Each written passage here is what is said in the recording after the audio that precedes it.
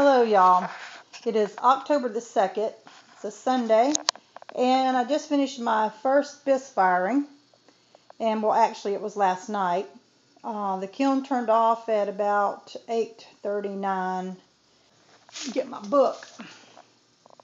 Yeah, 1947 degrees it turned off, so it fired for 7 hours and 26 minutes.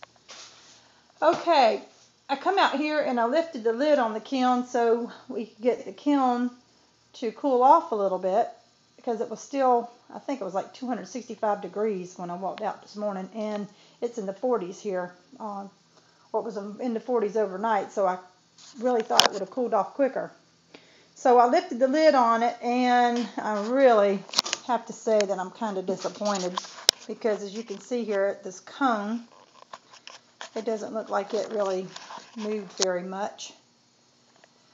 And it's on that top shelf, and the last time that I did the tests, I'll show you what it looked like, what the cones look like.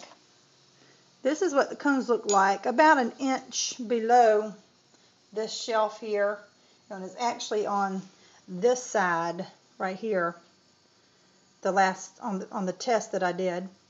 That's one of the videos that I did of the test firing. And anyway, so, and all of the cones look like this, with the exception of like a middle one, looked like it had overfired. But anyway, I'm not sure now if I need to redo these or not. What do you think? I don't know if it really got as hot on the top as what it should have. I don't know if I've maybe got elements out. Of course, my husband tells me that the elements weren't bad, and that he could see them all lit up in the hole. And of course we didn't look at it this time. That was during the test fire. That was one of the first videos that I did. Okay, so it looks like everything made it, and I'm going to unload this top so we can get a look at the next one. And I'm so glad I put the cones in here, because really not everybody uses cones, and if you're not using cones, you really don't know, how your kiln is firing. So anyway, I was really happy that I did this. So, okay, I'm going to get this unloaded, then I'm going to go to the second shelf. Okay, this is the next shelf, and I guess my cones are probably on the bottom of this one. So I just thought I would show you the bowls here. Okay, here's the bottom, and there is the cone, and it looks like it coned out really good, so I'm happy about this one. I'm assuming that my third cone must be on the very bottom of the kiln, and I'm sure I didn't need that. Not in that area, because there's nothing underneath it. Meaning there's nothing on the bottom of the kiln. On the floor, that is. Anyway, I'll unload this in. At least we can take a look and see what was going on the bottom. Okay, and here's the very bottom of the kiln, and wouldn't you know, right where I don't really need a cone to be, it looks like it coned pretty good. I'm going to lay it up here on the top so we can get a better look at it.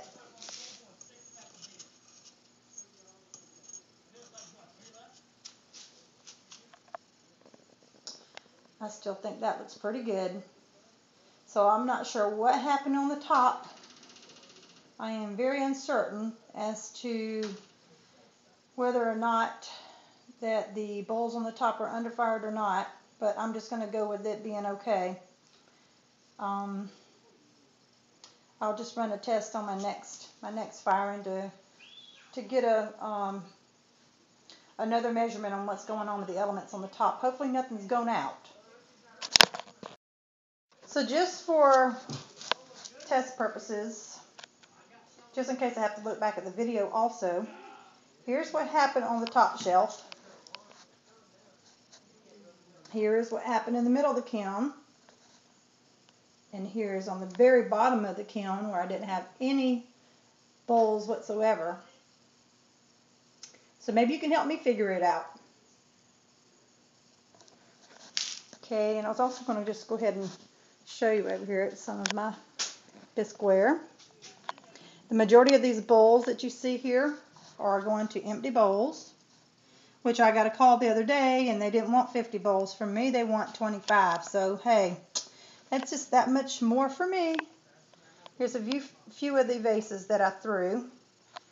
And my sister was joking with me one night and told me that she wanted a creamer and sugar set for her table when I learned how to throw them.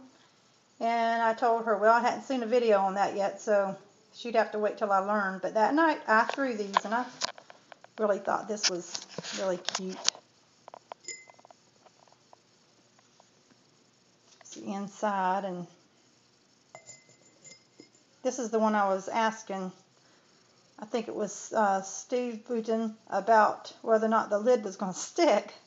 And then I got all these little tiny intricate designs on the tops. I was afraid they were going to fall off. In fact, I think before it made it to the kiln, a couple of little pieces fell off here. So I'll have to be a little more careful next time. But I really like this, and I'm probably going to keep it for myself. There's another cup I threw that I really liked. Just messing around with some different designs, and didn't put a handle on this one. This one was inspired by Hobby Potter. I love watching her 365 Days of Cups videos. She's a big inspiration as well. This is a lopsided bowl. I told my husband I was making me a big salad bowl because I love salad and I've never got a bowl big enough for my salad. This is a real wonky bowl, but that's okay. I'm still going to use it for a salad bowl, and the form isn't pretty either. I wanted to show y'all something else. See this bowl right here? This bowl I trimmed really, really thin on the bottom. I don't know if you can see that or not. It's a little hump at the bottom. And then on the back, you can see it's kind of raised. But it still turned out pretty good. Didn't blow up. I don't see any cracks. It's still a very usable bowl. So instead of... Ooh, the door.